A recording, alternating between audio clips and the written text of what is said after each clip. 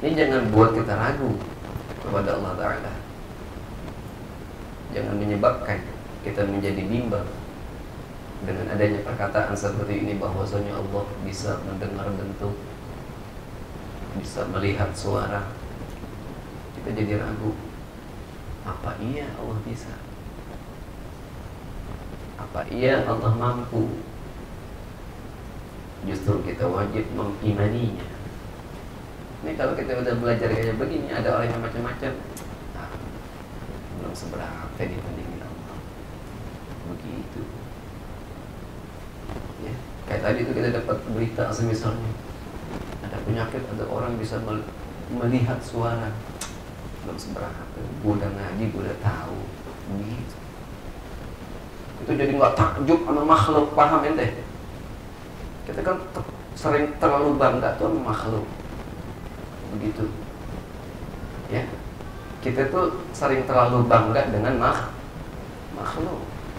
Padahal tiap hari kita sholat, yang kita baca Alhamdulillahirabbil, itu kita menyatakan diri sendiri, kita mengikrarkan segala macam bentuk jenis pujian.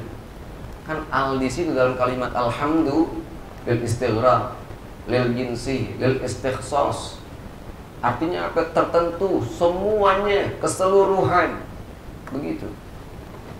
Semua macam, semua bentuk, semua jenis pujian hanya milik Allah. Yang seharusnya Allah lah yang patut kita banggakan. Kenapa kita membanggakan makhluk? Begitu.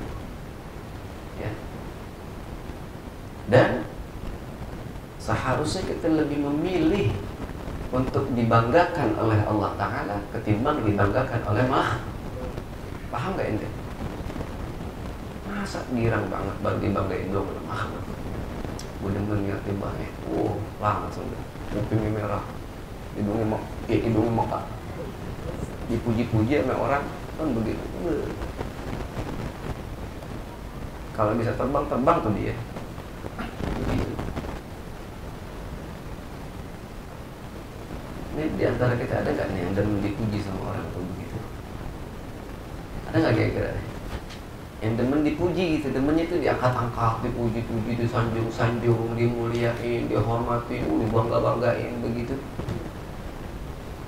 Kalau ada tobat buru-buru. Kalau ada tobat, mau jadi apa ente begitu? Mau jadi apa ente begitu? Merasa mulia di hadapan makhluk. Syekh Abdul Qadir Al-Jilani udah bilang, man ya'tasama bi'adlihi dhallah, wa man kathara bimalihi qalla, wa man azza bimakhluqin dhalla. Siapa orang yang berpegang teguh dengan akalnya disesat. Man ya'tasama bi'adlihi dhallah. Orang yang berpegang teguh dengan akalnya disesat. Wa man kathara bimalihi qalla. Yang merasa banyak, merasa hebat, merasa segala macam dengan hartanya, dia miskin. Itu sedikit, nggak ada apa-apa. Wa man azza bi makhluqin dhullah. Orang yang merasa mulia dengan sebab makhluk, dhullah, hina di hadapan Allah Ta'ala. A'udzubillah min. Tadi Anda bilang, kalau kita yang masih merasa girang, senang, dipuji-puji orang, disanjung-sanjung orang, dimuliain orang, dibangga-banggain orang, tobat. Kenapa? Pada hakikatnya ente hina di hadapan Allah Ta'ala. Alhamdulillah min. Jangan seperti itu. Nggak ada manfaatnya buat kita. Nggak ada manfaatnya. Kita mati selesai, itu semuanya udah. Ente paham? Kan orang muji kita saat kita hidup doang. Orang banggain kita saat kita masih hidup doang. Kita udah mati, habis semuanya udah selesai. Terus apa yang kita mau bawa? Pujian orang? Pujian orang yang kita mau bawa? Enggak. Begitu. Ente pun juga perlu ingat, ketika Anda menghormati seseorang, ketika Anda membanggakan seseorang, bukan dengan ucapan. Paham ente? Ente bangga nih, ente punya guru, ente bangga nih. Bukan dengan ucapan, tapi dengan apa? Lakukan. apa yang dicontohkan oleh guru kita. Baru tuh ente membanggakan guru namanya. Paham tuh ente? Bukan cuma diucapin doang, wah guru gue top ilmunya nih. Kalau seandainya internet jebol, internet lebih tinggi lagi, begitu. Saking tingginya begitu ilmunya. Enggak butuh dengan pujian-pujian seperti itu. Enggak butuh dengan sanjungan-sanjungan seperti itu. Justru seorang guru jadi katakan al-murabbiru, ya, yang membangun, yang mendidik rohnya seorang murid, jiwanya seorang murid. Dia lebih bangga ketika kapan? Ketika muridnya itu mau menjalankan, melaksanakan, mengaplikasikan apa yang dicontohkan, yang diucapkan, yang diperintahkan oleh gurunya. Itu lebih baik, itu lebih manfaat buat dirinya dan juga buat gurunya. Begitu loh. Bisa dipahami ya?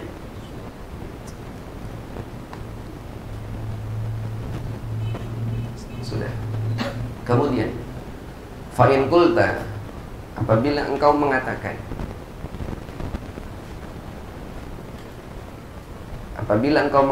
sama'us sauti zahiran, apabila engkau mengatakan sama'us sauti zahiran, sama'us saut, mendengar suara itu zahirun, nyata. Apabila engkau mengatakan, ya, kalau mendengar suara itu udah jelas, begitu maksudnya. Wa amma sama'u dzati Zaidin wa dzatil haiti ghairu zahirun. Dan adapun mendengar zatnya si Zaid dan zatnya tembok atau dinding, ghairu zahir, itu enggak masuk akal. Begitu. Itu bagi kita tuh belum jelas. Seperti itu. Kadzalika ta'alluqul basari bil aswati, dan seperti itu halnya kaitannya sifat basar, ya, penglihatan bil aswat dengan suara. Sama begitu juga maksudnya, ya, nggak masuk akal juga kalau suara itu kalau melihat itu dikaitkan dengan suara, nggak masuk akal juga. Li'annal aswata tusma'u faqat, karena suara itu hanya bisa didengar saja. Karena suara itu hanya bisa didengar saja. Qulna, kami menjawab, para al-mutakallimun, ulama tauhid disebutnya mutakallimun, ya, mereka menjawab, yajibu alaina al-iman. Kalau bahasa kasarnya gini, lo nggak usah banyak mikir, yang wajib bagi lo cuma beriman aja, begitu. Yajibu alaina al-iman, kewajiban bagi kita adalah untuk mengimaninya. Bi annahuma muta'alliqan bi kulli mawjudin, bahwasanya sama' dan basar itu keduanya berta'alluq dengan segala sesuatu yang ada. Selesai, begitu. Kewajiban kita sampai di situ. Tugas kita, kewajiban kita mengimani bahwasanya sama' dan basar itu ta'alluqnya, kaitannya dengan sesuatu yang ada. Selesai. Adapun bagaimana Allah caranya mendengar zatnya sesuatu yang enggak masuk akal kita, atau Allah melihat suara sesuatu yang enggak masuk akal kita, enggak wajib untuk kita mengimaninya. Bagaimana caranya mencari tahu secara detail seperti itu, ya. Wa amma kaifiyatu ta'alluqi fahiya majhulatun lana. Dijelaskan ya. Wa amma kaifiyatu ta'alluq, dan caranya, adapun cara atau kaifiyatnya ta'alluq, kaitan tadi, ya, mendengar zat atau bentuk, melihat suara, fahiya majhulun lana, fahiya majhulatun lana. Hal itu adalah majhul bagi kita. Majhul itu enggak diketahui, ya. Hal itu majhul bagi kita, enggak diketahui. Jadi susah untuk dijelaskannya, karena hal tersebut nggak diketahui bagaimana caranya. Seperti itu. Fallahu ta'ala yasma'u dzata Zaidin, maka Allah Ta'ala yasma'u, mendengar dzata Zaidin, zatnya si Zaid. Wala na'rifu kaifiyata ta'alluq az-zam'i biha. Dan kita nggak tahu. Kita tidak mengetahui bagaimana caranya. Ya. Kita tidak mengetahui bagaimana caranya ta'alluq atau kaitan as-sam', pendengarannya Allah, biha dengan zat atau dengan bentuk. Kita nggak tahu. Sehebat siapapun dia, sepinter apapun dia, setinggi apapun ilmunya dia, nggak akan tahu. Ya, di sini para ulama tauhid itu mereka nggak mengetahui bagaimana caranya. Allah bisa mendengar tembok, Allah bisa mendengar tubuh seseorang, bukan suara ya, tapi tubuhnya, bentuknya dia dengar. Bayangkan, melihat suara ini di luar logika kita semua, di luar akal kita semua.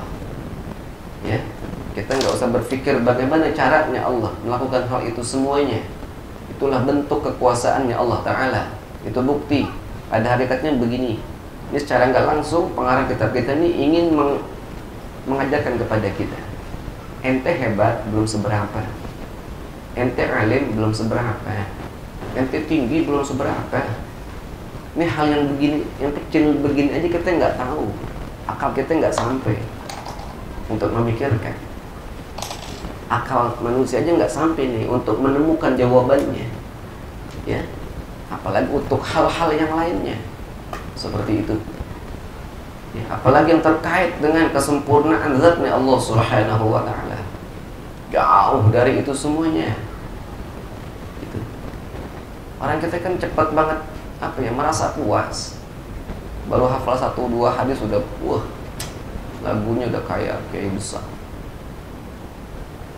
Baru bisa baca hamdalah doang lagunya bukan main. Itu jangan kayak begitu. Anda nggak pernah ngajarin kayak begitu. Nanti bisa paham semuanya.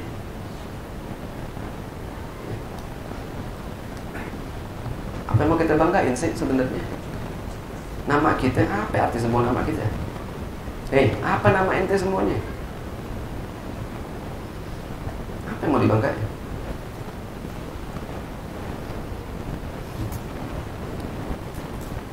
Yang kan yang begini-begini yang jarang. Artinya jarang di sini yang coba sama-sama aja kita bareng-bareng kita renungin. Begitu. Yang membuat diri kita jadi sadar kita bukan siapa-siapa. Kita bukan apa-apa. Begitu kan? Gak usah berbicara hal-hal yang jauh.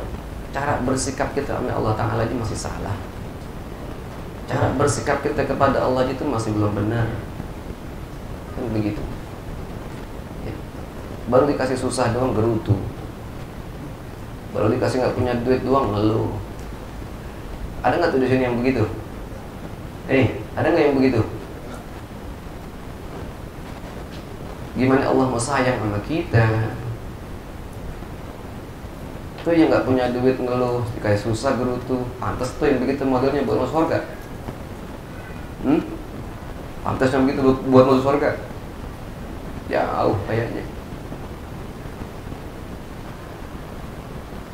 Ada hakikatnya nih ketika kita dikasih susah. Bersyukur kita kepada Allah Ta'ala. Bersyukur.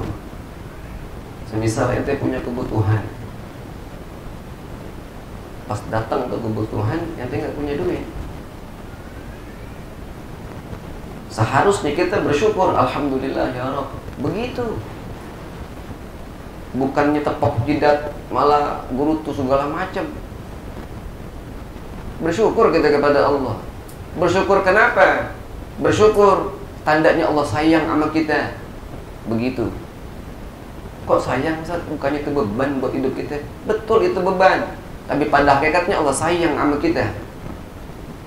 Kan orang kalau lagi ada kebutuhan terus nggak punya duit, otaknya langsung mikir. Ya, mikir cari jalan biar dia mendapatkan apa yang menjadi kebutuhan hidupnya.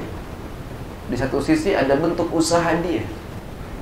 Dia keluar rumah, dia cari usaha untuk memenuhi kebutuhan hidupnya. Ketahuilah hal seperti itu bernilai ibadah di hadapan Allah Ta'ala. Beda Ketika kita ada kebutuhan, duit udah ada, tenang kita, santai kita. Dan dengan santainya kita, banyak waktu kosong yang kita miliki. Dan ketahuilah bahwasanya ketika orang-orang di saat waktu senggang itulah, di saat waktu kosong itulah, banyak orang yang bermaksiat kepada Allah Ta'ala. Di saat waktu senggang itulah, di saat waktu kosong itulah, banyak orang yang lalai kepada Allah Ta'ala. Ente mau seperti itu? Bersyukur.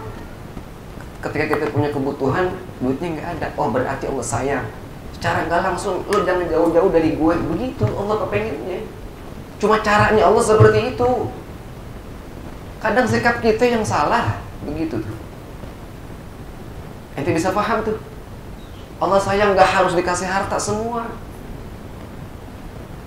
Kalau seandainya buktinya Allah sayang dengan Allah berikan harta, Fir'aun Allah paling sayang.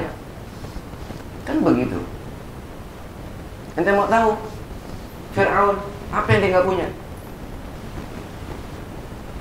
Kalau seandainya bentuk sayangnya Allah hanya cuma sekedar berupa harta, ente ingetin Fir'aun orang yang Allah paling sayang. Kan begitu. Tapi faktanya nggak seperti itu. Tapi nyatanya tidak seperti itu. Begitu. Baru susah dikit doang ngeluhnya sampai 3 hari, 5 hari. Sampai dibawa ke perasaan, sampai ngimpi-ngimpi susah. Kalau ngimpi aja susah, gimana kenyataannya? Kan begitu. Biasanya kan orang ngimpi enak gitu ya, kenyataannya susah. Itu hiburan itu, dikasih mimpi enak, hiburan. Ini kalau ngimpi susah, gimana kenyataannya? Kan begitu tuh. Jadi sekali lagi, kalau cara bersikap kita kepada Allah yang masih belum bisa benar, cara bersikap kita kepada Allah yang masih salah, apalagi hal-hal yang lainnya. Untuk itulah kita benahi diri kita. Sejak dari ini kita benahi. Apa yang perlu kita benahi? Sadari diri kita. Man arafa nafsah faqad arafa rabbah. Ente belum tahu diri ente itu siapa, ente gak bakal kenal Allah Ta'ala. Tadi kalau ente udah paham diri ente, iya gue gak punya apa-apa, oh begini cara Allah sayang sama gue. Kalau ente udah tahu tuh, baru tuh ente kenal sama Allah Ta'ala. Dikasih susah, oh itu bentuk rahmat dari Allah Ta'ala. Begitu. Bukan malah ngedumel, bukan malah gerutu. Ya. Tapi gimana Ustaz? Susah tiap hari. Begitu. Dari dulu susah, berarti dari dulu Allah sayang sama kita. Simpel aja mikirnya begitu. Berhusnuzan kepada Allah Subhanahu. Bisa dipahami ya? Ya begitu.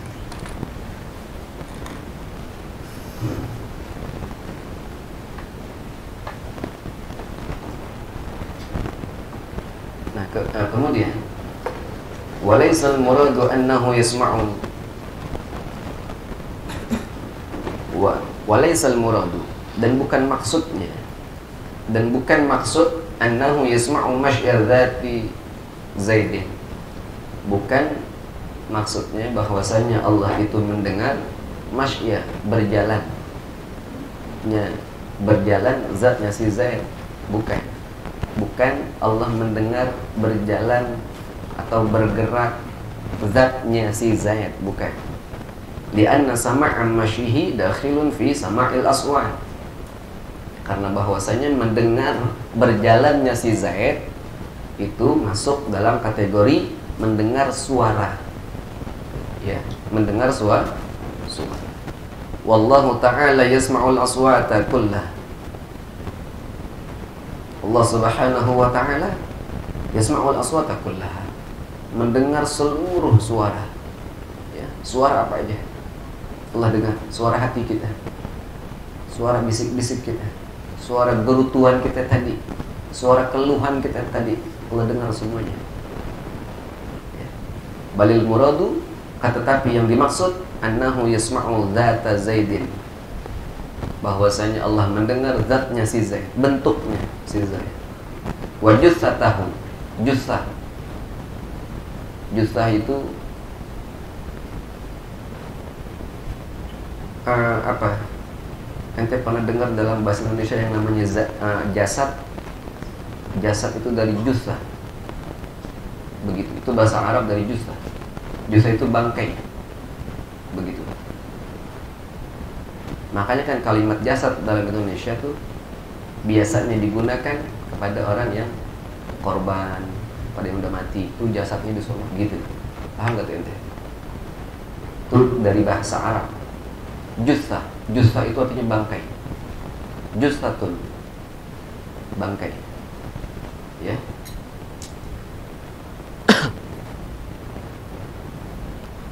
Ziyadatan ala sama'i masyihi mathalan, sebagai tambahan atas mendengar berjalannya si Zaid contohnya.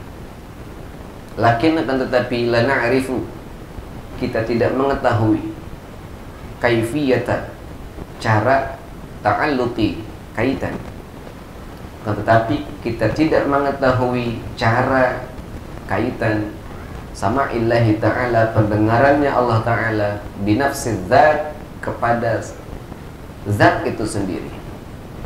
Kita nggak tahu bagaimana caranya Allah bisa mendengar kepada satu zat. Tadi semisal tembok, Allah bisa dengar tembok tuh bagaimana caranya, kita nggak tahu. Gunung, Allah bisa dengar gunung tuh gimana caranya, kita nggak tahu. Biasanya gunung itu dilihat, ini didengar, begitu. Ya. Wa hadza ma kullifa bihi syakhsu. Ingat di garis bawahi. Wa hadza, dan hal ini. Ya. Dari awal tadi semua tuh, terutama dari kalimat yajibu alaina al-imanu bi annahuma muta'alliqani bi kulli mawjud. Yang paling atas sendiri ya, kalimat bahwasanya kewajiban bagi kita untuk mengimani bahwasanya sifat sama dan dasarnya Allah itu berta'alluq dengan segala sesuatu yang ada. Wa hadza ma kullifa, hal ini ma kullifa adalah sesuatu yang dibebankan bihi, dengannya, asyakhsu, oleh seseorang. Artinya menjadi kewajiban bagi kita semuanya. Min zakarin au untha, min zakarin wa untha, baik laki-laki ataupun perempuan, enggak peduli. Kalau dia mengaku Islam dan beriman, wajib dia mengimani hal seperti ini. Yang jadi pertanyaan kan, kalau dia enggak ngaji, dia enggak tahu. Boro-boro mau imanin, boro-boro dia mau mengimaninya, ya tahu aja kagak, kan begitu. Orang kan awalnya tahu dulu baru dia bisa beriman, begitu kan? Ini tahu aja belum, gimana dia mau beriman, begitu. Sedangkan hal ini adalah wajib hukumnya. Wabillahi taufiq, dan semoga Allah memberikan pertolongan kepada kita semuanya. Pertolongan apa? Pertolongan untuk kita bisa memahami, mengetahui, dan mengimani. Jadi sekali lagi ingat, di awal kitab kita ini sudah dijelaskan bagaimana jangan sampai kita menjadi orang yang taklid. Sekali lagi, jangan menjadi orang yang taklid. Apa itu taklid? Ikut-ikutan. Imannya ikut-ikutan. Jangan sampai kita seperti itu. Digambarkan orang yang taklid itu seperti apa? Dia adalah orang yang hafal, tahu. Dia tahu, hafal aqaid yang 50, akidah yang 50. Dia hafal, tapi dia nggak paham dalilnya, dia nggak ngerti dalilnya, dia nggak tahu dalilnya. Orang yang paham, yang hafal 50 akidah tersebut, tapi dia nggak paham, dia nggak ngerti, dia nggak tahu itu dalilnya, termasuk bagian dari orang taklid. Dan taklid, orang-orang yang taklid di mata ulama-ulama tauhid dihukumi kafir. Dihukumi kafir. Na'udzubillah min. Ente mau iman ente dianggap kufur? Ente mau seperti itu? Gara-gara taklid doang? Na'udzubillah min. Nah, untuk itulah fungsinya kita belajar. Fungsinya kita duduk di majelis ta'lim. Fungsinya majelis ilmu seperti itu, bukan untuk yang lain. Sekali lagi, fungsinya majelis ilmu untuk mengajarkan seseorang bagaimana dia bisa tahu hal-hal yang diwajibkan oleh Allah Ta'ala dan yang dilarang oleh Allah Ta'ala. Di luar itu bukan majelis taklim namanya, ya. Jadi kita hadir di tempat-tempat kita diajarkan untuk kita kenal Allah, kita cinta kepada Allah, kita beriman kepada Allah dengan sebenar-benarnya iman, bukan iman yang ikut-ikutan. Dan diajarkan kita mana yang diwajibkan oleh Allah, mana yang dilarang oleh Allah. Itulah majelis-majelis yang termasuk dalam kategori yaitu Riyadul Jannah, taman dari taman surganya Allah Ta'ala. Amin ya Rabbal. Sampai di sini wallahu a'lam.